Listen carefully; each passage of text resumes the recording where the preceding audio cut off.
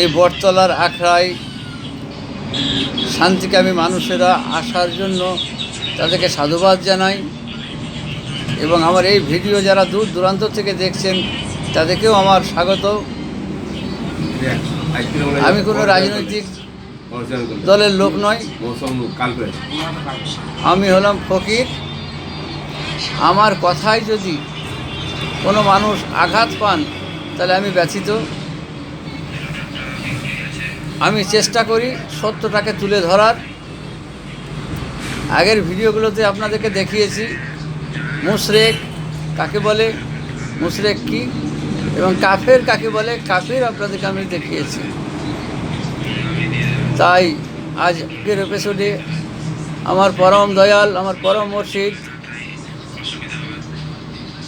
মুর্শিদের চরণ মোবারকে ভক্তির চুম্বন রেখে আজকের ভিডিও আমি শুরু করলাম।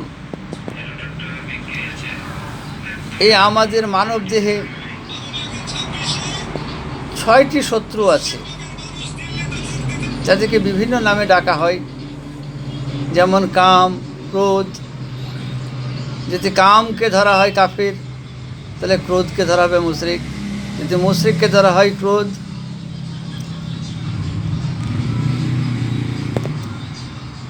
এই মানব দেহ, তাহলে আজকে আমরা আসবো পুরো মানব দেহ নিয়ে।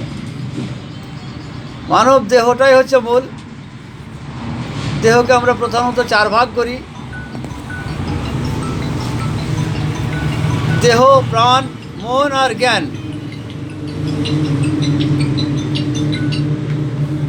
দেহ নিয়ে যখন আমরা আলোচনা করব তখন কোটিরও বেশি ডাক্তার আমরা খুঁজে পাব বিভিন্ন অঙ্গ প্রত্যঙ্গ নিয়ে যারা আলোচনা করেন। তাই ভালো ডাক্তার আছে, তারা রোগীর সেবা যত্নেই ব্যস্ত থাকে। আবার কিছু খারাপ ডাক্তার আছে যারা শুধু পয়সা পয়সা করে। তেমনি অনেক গবেষক আছে যারা আত্মা নিয়ে চর্চা করে। তারা অনেকেই ভালো আছেন। তারা কি করে সমাজের ভালো হবে, কি করে আত্মার উন্নতি হবে, এটা নিয়ে তারা গবেষণা করে। তারা সমাজকে ভালো কিছু তুলে দেওয়ার জন্য চেষ্টা করে। আবার কিছু ভণ্ড সেজে সাধু বসে আছে, যাদের কাছে যেতে গেলে পয়সা লাগে, টাকা লাগে, বিভিন্ন অজুহাতে। আজকে ঘর বানাবো, আজকে বাড়ি বানাবো, আজকে আগড়া ঢালাই করব, বিভিন্ন অজুহাতে নিরীহ মানুষ, সরল মনের মানুষের কাছে পয়সা আত্মসাৎ করে। সবকে খারাপ বলবো না, কেউ ভালো আছে। আবার ঠিক মনস্বিদদের থিওরি অনুযায়ী বোঝা যায় মনের গভীরতা খুঁজে পাওয়া যায় না। কয়েক কোটি গবেষক মন নিয়ে গবেষণা করছে। ভালো যারা গবেষক তারা মানুষের কিভাবে ভালো হবে, কিভাবে সেই রোগীটাকে সুস্থ করতে পারবো, এই নিয়ে ব্যস্ত। আবার কিছু ডাক্তার আছে পয়সা নিয়ে ব্যস্ত। তো ভালোর মাঝে খারাপ থাকবেই। আবার যারা ব্রেন নিয়ে আলোচনা করেন, যেমন বিজ্ঞান, হাড় ভাঙা পরিশ্রম, কঠোর পরিশ্রম করে সমাজকে কিছু দিয়ে যাব, কিছু আবিষ্কার করব, এই তাদের চিন্তাধারা, তারা এগিয়ে যায়। আবার কিছু আছে পয়সার জন্য গবেষণাগারে গিয়ে শুধু পয়সা ইনকাম করে। তাহলে পয়সাটাই আমাদের কাছে সবসময় বড় নয়। বড় হলো মানুষ, মানুষের সেবা দেওয়াটাই আমাদের কাজ। এই আখড়ায় অনেকেই আসে, বিভিন্ন রকম আলোচনা হয়, বিভিন্ন মত প্রকাশ হয়। তাহলে ধর্ম বলতে আমরা বুঝি বস্তুর গুণ। এটা আমরা ছোট থেকে জেনে আসছি যে বস্তু, ধর্ম হলো বস্তুর গুণাগুণ।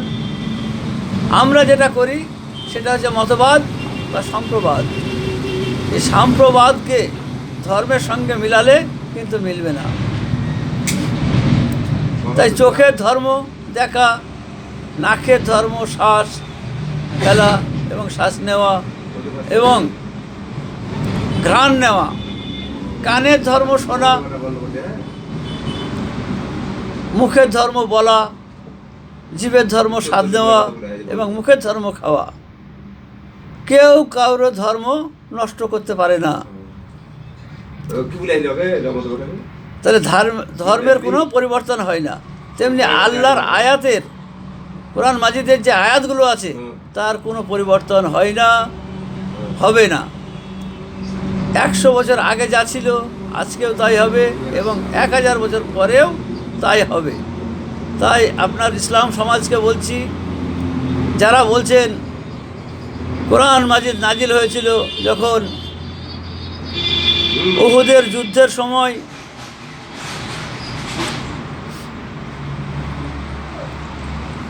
এই আয়াতটা নাজিল হয়েছিল।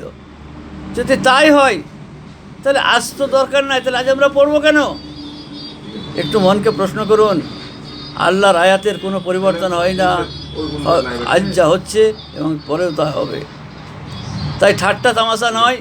আল্লাহ পাক কোরআন মাজিদের মধ্যে পরিষ্কার করে বলে দিয়েছে, তোমাদের জন্য দুটো জানা আবশ্যক। এক হলো ইলমে শরিয়ত এবং ইলমে মিনহাজ। আপনারা মিনহাজের কথাগুলো একটু তুলে ধরুন। সকল শ্রোতাকে আমার অভিনন্দন। আপনারা ধৈর্য ধরে এতক্ষণ ধরে আমার সাথে থাকার জন্য। আসবেন, মধ্যে মাঝে আপনারা আসবেন, আলোচনা করুন। আলোচনায় জ্ঞান বাড়ে। এখানে তর্ক বিতর্কের কোনো সভা হয় না, এখানে মানব দেহ নিয়ে আলোচনা হয়। আসুন, শান্তিকামী মানুষদের আমি দাওয়াত দিচ্ছি, আপনারা আসবেন। সত্যটাকে তুলে ধরুন, সত্যটাকে জানুন। তাই বলি সকল শান্তিকামী মানুষকে, কোরআন মাজিদ পড়ুন, কোরআন মাজিদ বুঝুন, কোরআন মাজিদ চিনুন, গবেষণার চোখে দেখুন। দেখার পরে আপনি দেখবেন আপনাকেই খুঁজে পাবেন। তাই সকল ধর্মপ্রাণ মানুষ যে যে যে সম্প্রদায়েরই হন না কেন, আসুন আমরা আলোচনা করি এবং সমাজের জন্য আমরা কিছু করি।